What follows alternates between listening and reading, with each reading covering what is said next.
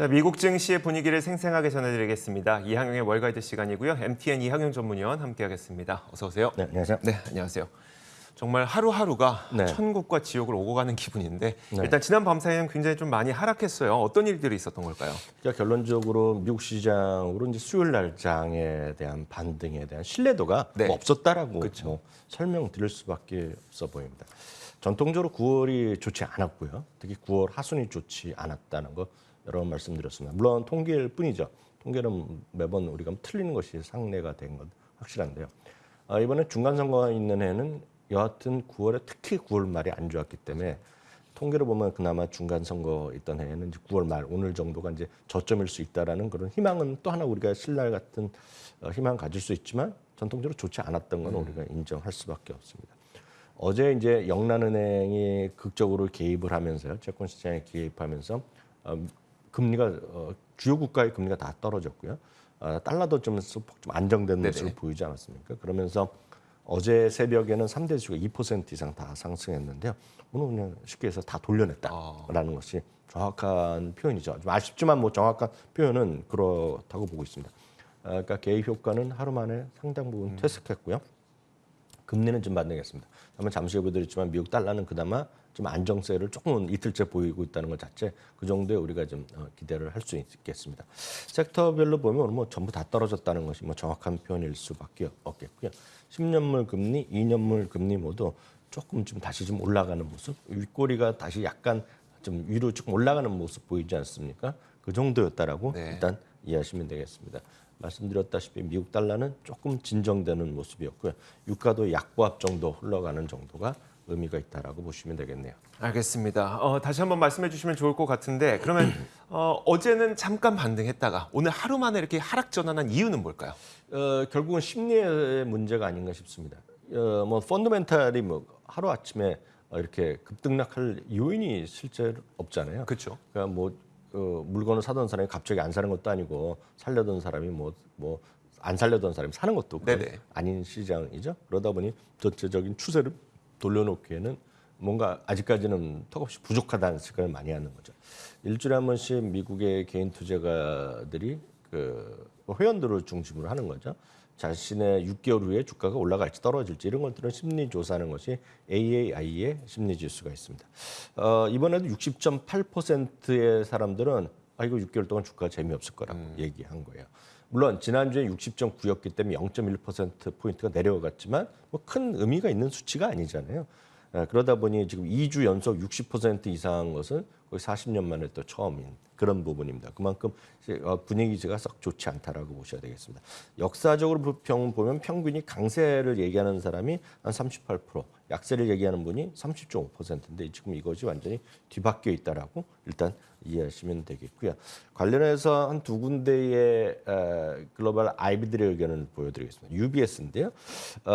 수요일에 반등이 시장의 투자 심리 회복, 수요일이라는 건 어저께 우리 새벽입니다. 오늘 새벽이 아니라 어저께 새벽에 안정에 별로 도움이 되지 못했다 얘기를 하는 거죠. 인플레이션이 안정세로 접어들었다는 확신이 들어야지 연준의 소위 매파적 정책이 좀 바뀔 거 아닙니까? 그것이 뭐 당장 올해면 좋겠지만 지금 확률을 보면 내년 상반기가 대부분이지 않습니까? 그러면 그래야지 이제 부정적 심리가 해소된 거란 얘기죠. 이게 하루 이틀 만에 또 반등하면 되겠지만 이게 추세적으로 우리 일단 저점이 훼손된 것 자체가 가장 큰 시장의 문제라고 좀 보고 있고요. 소시에테 제너럴도 연준의 이런 거랑 똑같은 얘기를 합니다. 연준의 소위 이런 태세가 전환돼야지만 뭔가 좀 해결되는 것이고 그 전까지 변동성은 불가피하다. 그러니까 변동성이라는 게 무조건 안 좋은 건 아니죠. 등락이 있겠지만 올라간다고 해서 뭐 지금 하루 이틀 올라간다 해서 만족할 분이 지금 어디 있겠습니까? 지금이. 그러니까 쉽게 해서 지금 1,430원, 40원 넘나드는 환율을 보면 더 쉽게 이해하실 것 같은데요. 그게 1,390원 된다고 해서 좋다고 할 분이 없잖아요. 지금. 그런 느낌이 돼야 되겠습니다. 그러니까 뭐 이런 것들이 바뀌려고 그러면 상당히 많은 어떤 심리의 강도가 지금부터 상당히 회복돼야 됩니다. 그래서 항상 이제 투자 심리를 보면 어느 정도 돼야지 회복되냐면 이게 진짜인가? 이건 믿을 수 없다라는 것들이 반복돼야지 지금 회복되는 거기 때문에. 그 말씀은 이제 뭐 개인 투자자가 좀 포기 상태에 접어들었을 때를 말씀하시죠. 그러고 나서 일정 수준 반등하더라도 주의를 보면 이거 아니다. 아직 멀었다는 사람이 많을 때입니다. 아직은 멀었다라고 보셔야 돼요. 이게 최소한 심리가 바뀌기에는 제 경험으로 보면 상당히 오랜 시간이 필요하다라고 보셔야 되겠고요. 또 하나 이런 것들이죠. 기억하실지 모르겠지만 뱅크 오브 아메리카에서요. 이번 어떤 하락이 반등에 대한 계기를 찾을 조건을 몇 가지 말씀드렸는데요. 그때 신규 실업 청구 건수가 40만 건을 얘기해 드렸습니다. 네네. 근데 지난주에는 21만 건, 19만 이렇게 나왔었거든요. 근데 이번에 오늘도 한 21만 건 정도 예상돼서 지난주랑 비슷할 거라 생각했는데 오히려 또 줄어들게 나왔습니다. 그러다 보니 야 이거 지금 노동시장에 물론 우리 입장에서 보면 노동시장이 강한 거가 좋죠. 그쵸. 그렇지만 이런 것은 결국은 인플레를 가져올 수 있다라는 거죠. 이게 경제학자들이 얘기하는 거기 때문에 일반 소비자랑 다를 수밖에 없습니다. 이건 이해를 하셔야 되겠는데요. 이러다 보니 지금 신규 실업 청구 건수가 계속 내려나는 것은 연준이 고용시장이 이렇게 되는데 이 과열이라는 거가 계속 된다는 거거든요. 그러니까 연준의 이런 정책적 그 판단이 이런 강한 판단이 계속 이어질 수밖에 없다라는 것도 오늘 좀 악재로 반영됐다라고 이해하시면 되겠습니다. 알겠습니다. 또 한 가지의 악재가 애플의 주가 급락 아니겠습니까? 애플은 어떤 일이 있었던 걸까요? 애플은 이제 어제는 견뎠죠. 네. 어제는 3-4% 떨어졌다가 마이너스 1%였는데 오늘은 5% 떨어지면서 나스닥이 3%보다 더 떨어졌습니다. 오늘 이제 많이 떨어진 것이 애플이 많이 떨어졌고 네. 보잉 이런 거 많이 떨어졌고 또 테슬라 이런 것들이 오늘 많이 떨어졌습니다. 그러니까 어저께 안 떨어진 게 오늘 떨어졌다고 할 수 있겠고요.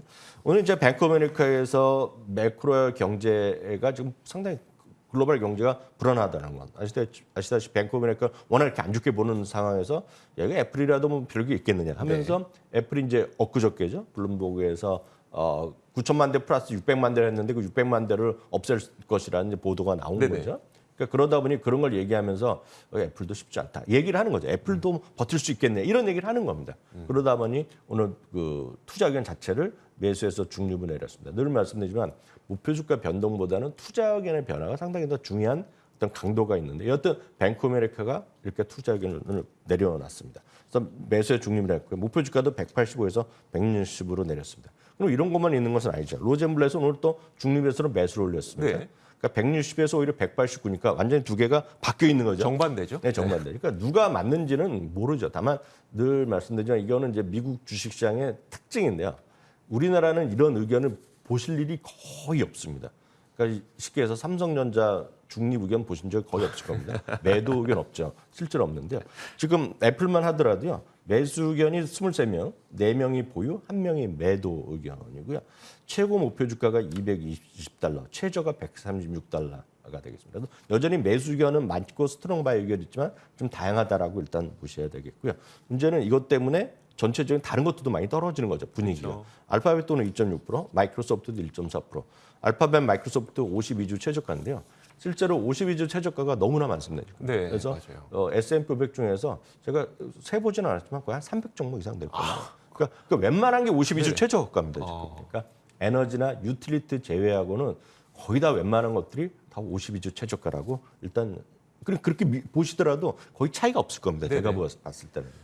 알겠습니다. 다른 종목들도 한번 볼 텐데 그냥 시장이 전체적으로 안 좋으니까 떨어진 것도 있겠지만 특히 저는 이제 중고차 딜러 기업인 카맥스 있잖아요. 네네네. 이게 좀 많이 떨어졌는데 이거 어떤 의미를 갖고 있는지 궁금하더라고요. 네, 중고차도 오늘 이제 떨어졌죠. 그 카맥스에서 실적을 오늘 실망스럽게 발표하면서 25%나 떨어지니까 자동차 관련된 것도 다 떨어졌습니다. 그러다 보니 지금 경기 어렵다 보니까 자동차 생산은 좀 늘어나고 중고차 가격이 떨어진 거 많이 보셨을 텐데요. 그러다 보니 또 신차나 중고차도 판매가 또 줄어들 수 있다라는 그런 경고의 목소리가 또 오늘 한 몇 군데서 나왔거든요. 그러니까 이제 이런 것들이 떨어지는 거죠. 그러니까 여타 자동차주도 떨어졌습니다. 포드, GM도 떨어졌고요. 이미 많은 분들 보셨겠지만 테슬라도 한 7% 가까이 떨어졌습니다. 테슬라는 뭐 다른 건 하나도 없습니다.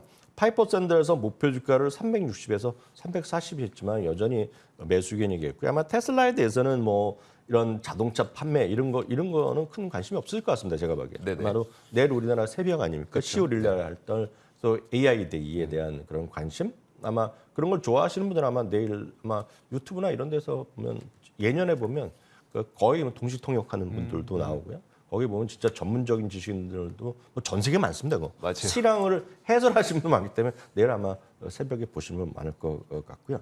옥시덴탈 페트롤리움은 역시 벅스엑스웨이가 계속 있는 거죠. 600만 주를 추가 매수하면서 거의 21%까지 확보했고요. 아시다시피 이제 관계 당국에서 50%까지 사도 된다라는 걸 놨기 네네. 때문에 장기적으로 보면 50%까지 채울 것이고 이건 회사에서는 여전히 한 번도 뭐 공식적으로 얘기한 적이 아닌데 과거에 보면 이렇게 되면 전부 다 인수할 가능성도 완전히 배제할 수는 없겠죠. 다만 이미 회사에서는 그럴 계획은 없다라고 일단 발표한 적이 있는데요. 네네. 좀 봐야 될 것 같고요. 코인베이스도 또 8% 떨어졌습니다. 웰스파고에서 매도 의견 이게 61달러 수준인데요. 네네. 이게 미국 시장이 정말 특징입니다. 이렇게 하더라도 가혹하게 또 목표 주가 지금 현재보다 아래 있는 가격을 제시해 버리거든요. 그렇죠. 그게 이제 미국 시장의 흐름이라 보여야 되겠고요. 참고적으로 3분기 최악의 주식들을 보면 페덱스, 인텔, 버라이즌, 어도비, HP 등이 뽑혔는데요. 이게 다 25에서 35%까지 떨어졌다라고 이해하시면 되겠네요. 한 가지만 더 말씀해 주세요. 아, 요즘 하락장에 너무 지친다. 우리가 뭐 찾을 수 있는 희망은 없을까요? 그 앞서 말씀드렸다시피 이제 이건 통계이지만요. 네. 그 중간 선거에게는 9월 30일이 최저였다는 것도 분명 팩트이기 때문에 그냥 말씀드리겠습니다. 그는 그냥 의미가 있는지 없는지 모르겠지만요. 그렇지만 너무나 많이 떨어지다 보니 이런 저런 얘기가 나오는 거죠. 20% 이상 하락한 경우에 지금 그 상태가 되고 있는데요. 그 1년, 2년, 3년 후에는 각각 15, 26%, 30%까지 반등했다는 역사도 있다고 보셔야 되겠고요. 그거보다는 오늘 뱅가드 자산운용에서 베어마켓이 이렇게 많이 들어간 상태 아닙니까 지금? 네네. 그 영원할 것 같지만 글로벌 증시의 역사는 불마켓이 훨씬 더 오래고 강했다라는 걸 보여줬습니다. 그래서 1982년의 흐름만 보면 10번의 베어마켓이 있었다. 그 글로벌 증시를 미국이 아니라 글로벌 증시를 같이 그린 것인데요. 네네. 이렇게 보면 보시다시피 이렇게 회색보다는 초록색이 길지 않았습니까? 그러니까 오늘 뱅가드에서 이게 아무것도 아닌 건 자료를 낸 거는 어렵다는 일을 얘기하는 겁니다. 그렇죠. 그래서 지금은 버텨라라는 얘기를 했다라고 저는 그렇게 해석을 하고 싶네요. 네, 알겠습니다.